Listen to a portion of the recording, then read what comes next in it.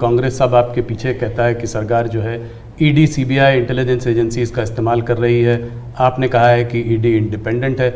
सिर्फ एक सवाल यह है कि ऐसा देखा गया है कि 25 नेता का एक एनालिसिस एक न्यूज़पेपर ने की थी कि 25 नेता जब अपोजिशन पार्टी से बीजेपी की तरफ आ गए तो उसमें से 23 लोगों के ऊपर से जो है इस तरह के केसेस को या तो ठंडे बस्ते में डाल दिया गया या ड्रॉप कर दिया गया। इस बारे में पहली बात है, एक भी केस ड्रॉप नहीं किया गया है।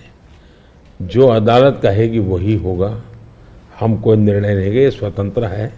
दूसरी बात है, पॉलिटिकल लीडरशिप के केस कितने हैं भाई? ओनली 3%। 97% अच्छे अच्छे ब्यूरोक्रेट जेल में है। आखिर के संस्था का जन्म क्यों हुआ है भाई? अगर इन संस्थाओं का जन्म इसी काम के लिए हो तो काम नहीं करेगी क्या? और अदालत इतनी बड़ी है जी, किसी को जमानत नहीं दे रही है अदालत, तो अदालत देखती होगी ना भाई। और भ्रष्टाचार के मामले में हम कम से कम उसको लाइट न ले जी। सचमुच में देश में चर्चा होनी चाहिए कि पहले एक जमाना ऐसा था, आपको आरोप लगता था ना तो भी हल जाते थे। आज गुनाह सिद्ध हो चुका, सजा हो चुकी, फिर भी आप हाथ ऊंचा कर करके फोटो निकलवा रहे हो। आप भ्रष्टाचार का महिमा मंडन कर रहे हो। इस देश में ये आलोचना का विषय होना चाहिए।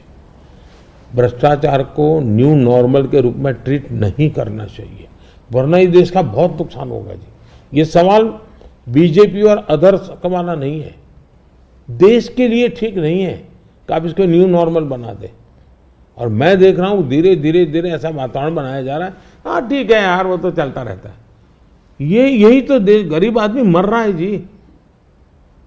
हमने कैसे भी करके इससे देश को मुक्त करना चाहिए, रिजॉल्व होना चाहिए कंट्री का, वो नहीं हो रहा है जी। और मैं तो मानता हूं कि भाई देखिए, मैं जो कोशिश कर रहा हूं, एक सिस्टम को पॉलिसी ड्रिवन बनाओ, टेक्नोलॉजी को भरपूर लाओ। आज हमने, पहले एक प्रधानमंत्री कहते थे 1 रुपया जाता है 15 पैसे पहुंचता है जी। आज मैं कहता हूं 1 रुपया जाता है पूरे 100 पैसे पहुंचते हैं, डायरेक्ट बेनिफिट ट्रांसफर। क्यों?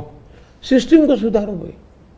हमने जेम पोर्टल बनाया, करप्शन को कम करने की दिशा में हमारा बहुत बड़ा कदम है जी। दूसरा, समाज को भी जगाओ, समाज को भी आदत डालो कि भाई भ्रष्टाचार बुरा है, किसी भी स्तर पर भ्रष्टाचार से मुक्त रहना चाहिए। और देश में वो वातावरण बन रहा है, पॉलिटिकल लोगों को डर नहीं है।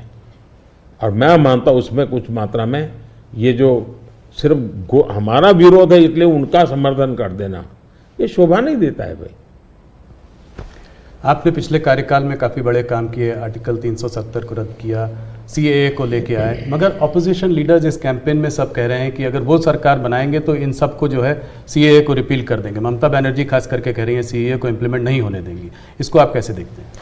पहली बात है कि जिसको भारत का संविधान समझ है, जिसको भारत के फेडरल स्ट्रक्चर का पता है, किसके पास कौन काम है वो सब पता है, वो कभी ऐसी बात बोलेंगे नहीं, क्योंकि ये उनके अधिकार क्षेत्र का विषय ही नहीं है जी।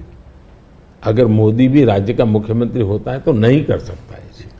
जो भारत सरकार के विषय हैं वो भारत सरकार करेगी, जो राज्य सरकार के विषय होते हैं वो राज्य सरकार करेगी। लेकिन जनता को मूर्ख बनाने की फैशन हो गई है, जनता को अंधेरे में रखने, इसलिए वो कुछ भी बोलते रहते हैं। दूसरी बात है, मैं चैलेंज करता हूं, कांग्रेस पार्टी कल प्रेस कॉन्फ्रेंस करके बता दे कि हम 370 वापस लाएंगे, क्योंकि 370 हटने के बाद ये लोग संविधान की इतनी बड़ी बातें करते हैं ना, बाबा साहब अम्बेडकर के नाम पर हमको इतनी गालियां देते हैं। हिंदुस्तान में बाबा साहब अम्बेडकर का संविधान पूरे देश में लागू नहीं हुआ था। जम्मू कश्मीर में 70 साल तक भारत का संविधान नहीं लगा है। ये हमने आकर के भारत के संविधान, और वहाँ दलितों को पहली बार आरक्षण मिल रहा है जी। वाल्मीकि समाज वहाँ रहता है, वहाँ पहली बार आरक्षण मिल रहा है। ये सब क्या बातें करते हैं जी। और उनकी हिम्मत है क्या, वो प्रेस कॉन्फ्रेंस करके बोले कि हम 370 फिर से वापस लाएंगे। हिम्मत है तो कोई भी दल हिम्मत है तो आ जाए मैदान में। मोदी जी, बंगाल की तरफ चलते हैं। वेस्ट बंगाल में जो है इस बार चुनाव काफ़ी जोरों में लड़ाई हो रही है। पिछली बार जब आप 2019 में 18 सीट लाए थे 42 में, तो लोग चकित रह गए थे, लोगों को उम्मीद नहीं थी कि आप 18 सीट लाएंगे। इस बार आपके एक नेता ने कहा है कि 36 सीट आ सकती है। राजनाथ जी ने मुझसे इंटरव्यू में कहा था कि 36 सीट आ सकती है। कैसे देख रहे हैं इस वक्त माहौल को? देखिए, जहां तक लोगों का चकित वाला जो आप कह रहे हैं ना,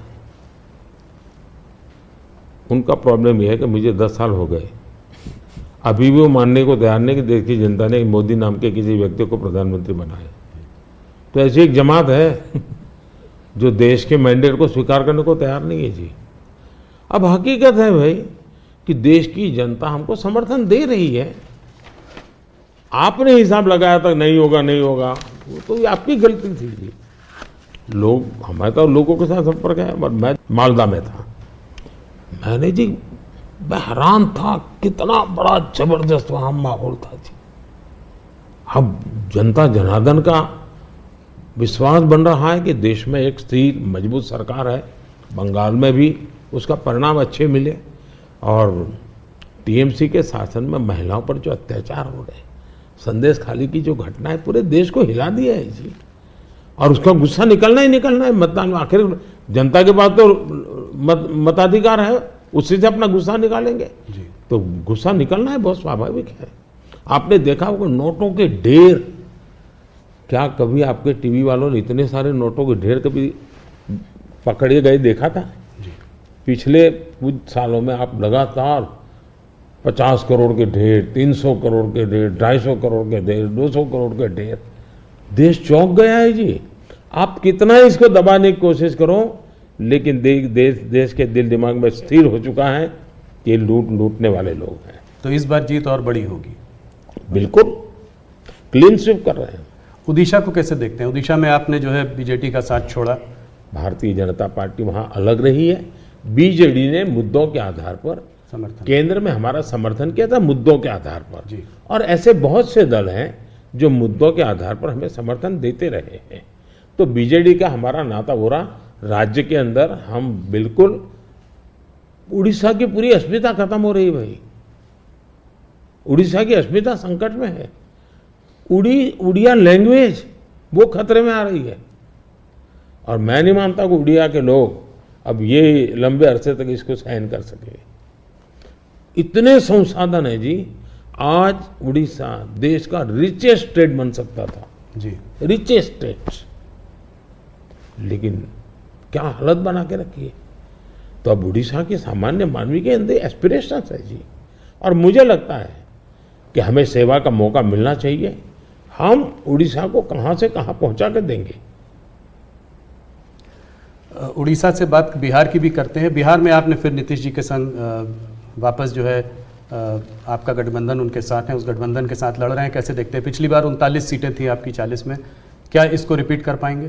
पहले एक तो हम चुनाव असेंबली का साथ लड़े थे जी, बाद में वो कहीं गए फिर वापस आए। तो हम जो जनता का मैंडेट है उसके अनुसार साथ में है जी। जहाँ तक जन समर्थन का सवाल, कल मैं बिहार में ही था जी, जो जन समर्थन में देख रहा हूँ जी, अनप्रेसिडेंटेड। इतनी गर्मी में कोई पैंडल नहीं, कुछ नहीं जी, और लाखों लोग जिस प्रकार से इस बात से जुड़े हुए हैं, मैं साफ देख रहा हूँ जी कि बिहार में पहले हम एक आध सीट शायद हार जाते थे, शायद इस बार एक भी नहीं हारेंगे। 40 में 40 एक भी नहीं हारेंगे।